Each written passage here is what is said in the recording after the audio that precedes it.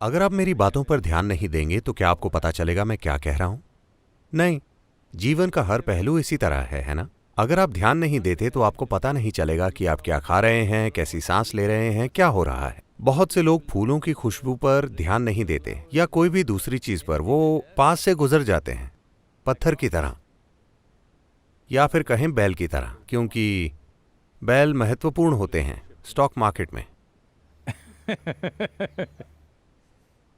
तो ये विकास प्रक्रिया में पीछे जाना हुआ। अगर आप बैल या भालू की तरह चलें तो आप पीछे जा रहे हैं। आप विकसित होकर इंसान बने हैं, इसमें लाखों साल लगे हैं। अब आपको पीछे नहीं जाना चाहिए।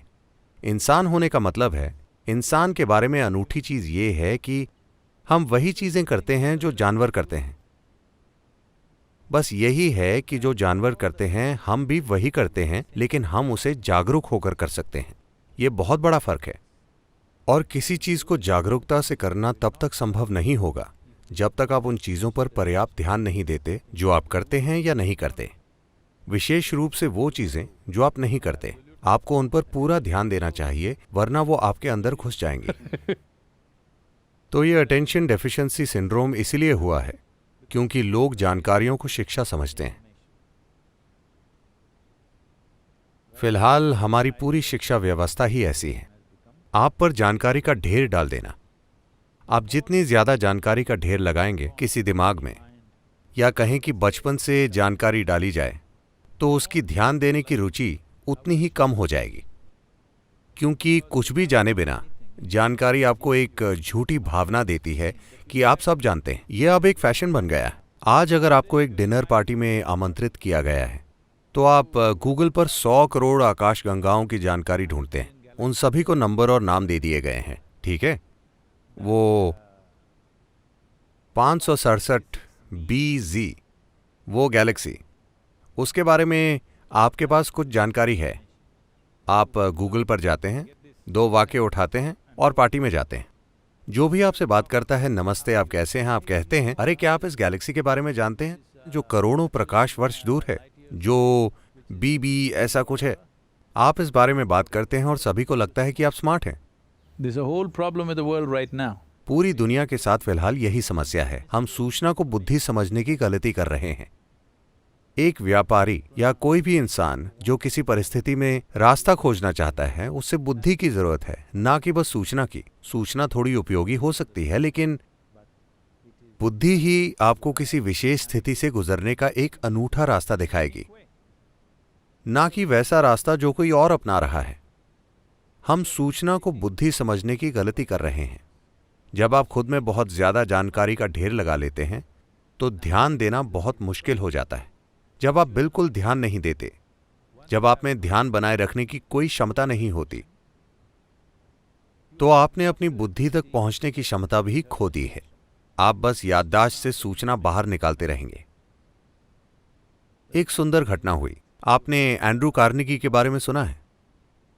जब एंड्रू कार्नेगी ने अपना व्यापार शुरू किया तो थोड़े ही समय में वो बहुत सफल हुए और उन्होंने बहुत पैसा कमाया। At that time, okay, this is not the उस समय ये गूगल या फेसबुक या ट्विटर का युग नहीं था कि वो 2 सालों में खरबपति बन जाते हैं। उन दिनों लोगों को उद्योग वगैरह लगाकर पैसा कमाना पड़ता था, जिसमें दशक या पीढ़ियां लग जाती थीं। तो इन्होंने बहुत कम समय में बहुत पैसा कमा लिया। लोगों को शक हुआ, अमेरिकी सरकार को शक हुआ कि ये कुछ गलत कर रहे हैं। तो उन्होंने एक सेनेट पूछताछ कमेटी बनाई। तो उन्होंने इनसे हर तरह के सवाल पूछे और उन्हें पता चला कि इनके व्यापार में कुछ भी गलत नहीं है। फिर उन्होंने पूछा कि आप इतना पैसा कमाकर इतने सफल कैसे हो गए? तब एंड्रू कार्नेगी ने बहुत ही सरल बात कही, मैं अपने मन को किसी चीज पर 5 मिनट तक लगातार रख सकता हूं। 5 मिनट। क्या आप में से कोई भी ऐसा कर सकता है? सभी सेनेटर सोचने लगे 5 मिनट में क्या मुश्किल है, और उन्होंने एक प्रयोग तैयार किया। उन्होंने अपना ध्यान टिकाने की कोशिश की। वो कुछ सेकंड तक भी नहीं टिका पाए। एक पल यहां, दूसरे पल वहां। ज्यादातर इंसानों की यही हालत है। तो फिर वो बोले, आपको अमेरिका नहीं चलाना चाहिए। तो इंसानी क्षमता चित्त नाम की एक चीज होती है। अंग्रेजी भाषा में सिर्फ माइंड होता है, ज्यादातर मन के यादों से जुड़े हिस्से को मन माना जाता है। योगिक सिस्टम में मन के 4 मुख्य पहलू हैं। मैं विस्तार से नहीं बताऊंगा, लेकिन मन का यादों वाला हिस्सा सबसे कम महत्वपूर्ण है। चित्त, जो चेतना से जुड़ा होता है, वो सबसे महत्वपूर्ण होता है। अगर आप चित्त को कोई आकार दे दें तो वो आकार हमेशा सच्चाई बनेगा, क्योंकि इसमें जीवन बनाने वाली शक्ति है, जिसे हम शब्दों की कमी की वजह से चेतना कह रहे हैं, वो जो जीवन का आधार है।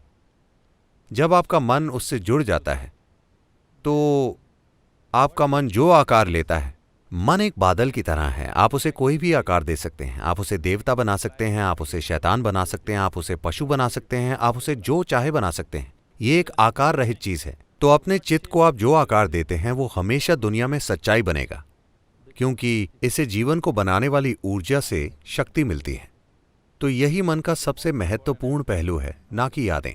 यादें सिर्फ भौतिक चीजों को संभालने के लिए जरूरी हैं। ये हो सकता है कि एक व्यापारी बस भौतिक चीजों को संभालना चाहे, ये ठीक है, लेकिन मैं चाहता हूं कि व्यापारी का जीवन एक मजेदार रोमांच बन जाए, जहां नई संभावना को खोजने की प्रक्रिया उसके अनुभव में भी वाकई नई संभावनाएं लाए, ना कि सिर्फ आर्थिक संभावनाएं बने। और ये संभावना एक व्यापारी के जीवन में मौजूद है कि वो अपने व्यापार को एक आध्यात्मिक संभावना और आध्यात्मिक विकास में बदल सकता है, या अपने अस्तित्व के विकास में, जो मुझे लगता है कि सभी को खोजना चाहिए। यही वजह है कि हम एक आध्यात्मिक तत्व लाने की कोशिश कर रहे हैं। सफलता आसानी से मिलेगी किसी अन्य चीज की तुलना में, क्योंकि सफलता इसीलिए आसान नहीं होगी कि कोई जादू होगा, बल्कि इसीलिए कि आप अपनी पूरी क्षमता से काम करते हैं।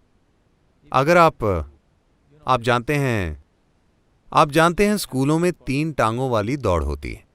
आपकी 3 टांगें होने पर भी आप धीरे भागते हैं, 2 टांगों से आप तेज भागेंगे, है ना? 3 टांगों से आपको ज्यादा तेज होना चाहिए अगर आप सिर्फ संख्याओं को देखें तो। लेकिन ये ऐसा है, ज्यादा सूचना के साथ, ज्यादा सूचना का मतलब है कि जो चीज आपकी नहीं है उसे आप अपनी यादों से जोड़ लेते हैं और उसके आधार पर अपनी पहचान बना लेते हैं। आप जितना ज्यादा वैसा करते हैं, आप उतने ही कम असरदार बनते जाते हैं। लेकिन फिलहाल हमारी पूरी शिक्षा व्यवस्था जानकारी देना है, और इंटरनेट मौजूद है। एक 12 साल का बच्चा जानता है कि वहां करोड़ों प्रकाश वर्ष दूर जो गैलेक्सी है उसका नाम क्या है, जो उसके लिए अच्छा नहीं है, क्योंकि ये ज्ञान नहीं है, ये किसी भी तरह से उपयोगी नहीं है, ये बस अपनी बढ़ाई करने के काम आता है।